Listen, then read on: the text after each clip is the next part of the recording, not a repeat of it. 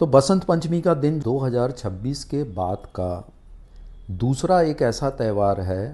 पहला त्यौहार जो आया था वो त्यौहार जो था मकर संक्रांति था।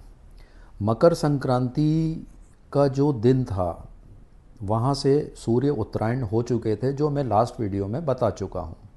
उसके बाद की जो हमारी जर्नी है, ये वो त्यौहार है जहाँ हम एक जन्म तो ले चुके हैं, प्रकृति में आ चुके हैं, लेकिन प्रकृति की सारी चीज़ों से बेखबर हैं। अभी प्रकृति की चीज़ें, ऊर्जा, संस्कार, ये सारी चीज़ें अगर हमारे अंदर नहीं आएगी तो हम एक मनुष्य योनि में रह के अपने समय को खराब करने के अलावा कुछ नहीं करेंगे।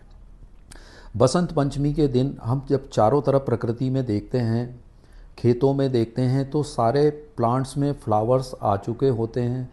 जो काम सूर्य कर चुका है वो चीज़ें उग चुकी हैं, फ्लावर्स में कन्वर्ट हो चुका है।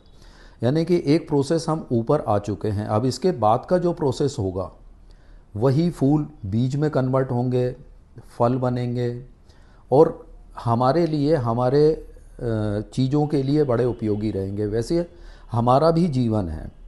हमारे जीवन में जब हम आगे बढ़ते हैं, बहुत सारी चीज़ों को जब हमारे लक्ष्य तक नहीं पहुंच पाते, तो हमारे यहाँ एक व्यवस्था है कि बहुत सारे देवी देवता किसी न किसी रूप में हमें इंडिकेट करते हैं।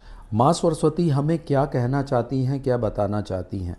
माँ सरस्वती एक तो ज्ञान की देवी हैं, बुद्धि की देवी हैं। दुनिया में जितने प्रकार के ज्ञान हैं, चाहे वो मेडिकल का ज्ञान हो, इंजीनियरिंग का ज्ञान हो, वास्तु का ज्ञान हो, एस्ट्रोलॉजी का ज्ञान हो, जितने प्रकार की संसार में ज्ञान है वो सारा ज्ञान उनके अंदर है।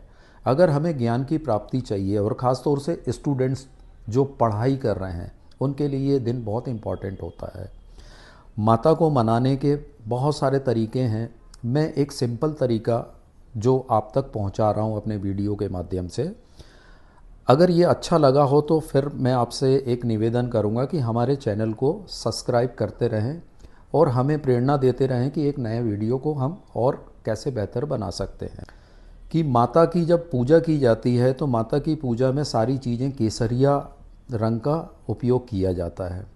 केसरिया रंग में दो कलर मिक्स होते हैं, एक लाल और येलो। लाल रंग जो है वो आपकी बॉडी में एनर्जी और एनर्जी का कलर है वो, ठीक है ना। पीला रंग जो है वो शुद्धता का प्रतीक माना गया है। ये दो रंग को मिला के एक एनर्जी का रंग दिया गया जिसका नाम है केसरिया रंग। केसरिया रंग अध्यात्म में जितने भी साधु संत हैं और जितने भी धर्मगुरु हैं, इस कलर को धारण करके अपनी आंतरिक एनर्जी को बढ़ाने के लिए इसका सहारा या उपयोग लेते हैं। यही देवी हमें ज्ञान देंगी, हमें बुद्धि देंगी। उसके लिए कुछ रिचुअल्स बनाए गए हैं, वो रिचुअल्स को फॉलो करके आप आगे बढ़ सकते हो। अध्यात्म में ये कलर आपके अंदर क्यों चाहिए? अगर आपकी बॉडी में एनर्जी आपकी संरचना को नहीं बढ़ाएगी तो आपकी चेतना वहीं के वहीं रहेगी। चेतना को बढ़ाना है तो जब चेतना आपकी बढ़ेगी तो आपके अंदर ज्ञान का संचार होगा। सूरज जब निकलता है प्रकृति में, पहली झलक दिखाता है तो उसका पहला रंग ही केसर होता है। तो वो हमें क्या सिखाता है कि ये वो एनर्जी का रंग अगर हमारी बॉडी में आता है तो शाम ढलते तक वो क्या क्या एनर्जी और प्रकृति में क्या क्या देता है। अगर सूरज नहीं निकलेगा तो हमारे शरीर में प्लाज्मा नहीं बनेगा, हमारा खाना नहीं पचेगा।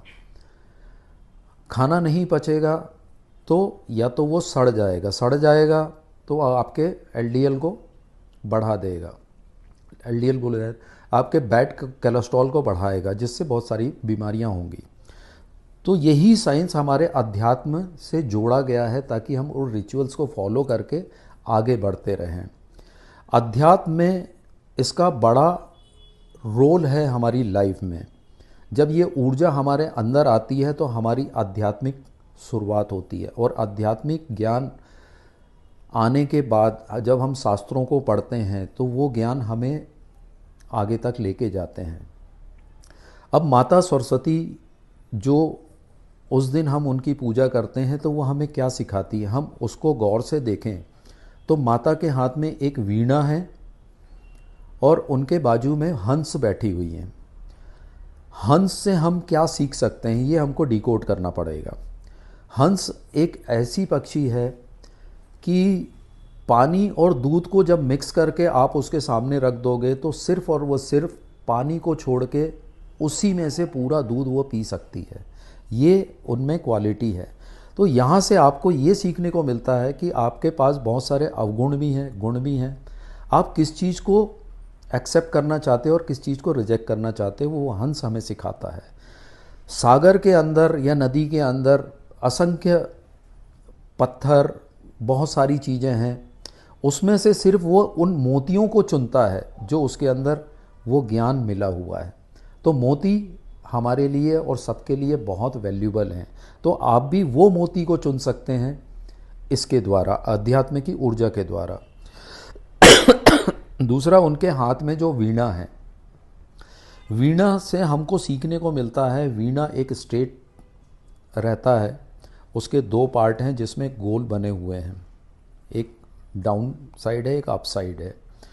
बीच का जो फ्लैट पार्ट है, आप उसको अगर देखोगे तो आपके जो स्पाइनल कॉर्ड है वो उसका रूप दिखेगा। अगर आप एक्सरे पे देखोगे तो स्पाइनल कॉर्ड लगभग वैसे ही दिखता है। और वो हर स्टेज में जिसको नाम दिया गया L1, L2, L3 इस तरीके का नाम दिया गया है, स्पिरिचुअलिटी का वो भी एक वर्जन है। उसके ऊपर तारें होती हैं, तार कसी हुई होती हैं और तार को, हर तार को आप जब छेड़ते हो तो एक नई ध्वनि सुनाई देती है। प्रकृति की वो ध्वनि जो बाहर सुन पा रहे हो वो सिर्फ आवाज़ सुन पाओगे। अगर ध्वनि को सुनना है तो आपकी मन की आँखों से देखना पड़ेगा या सुनना पड़ेगा। ये सिर्फ और सिर्फ आप स्पिरिचुअलिटी के द्वारा ही कर सकते हो। तो ये वो माता हैं जिनके पास ज्ञान का भंडार है।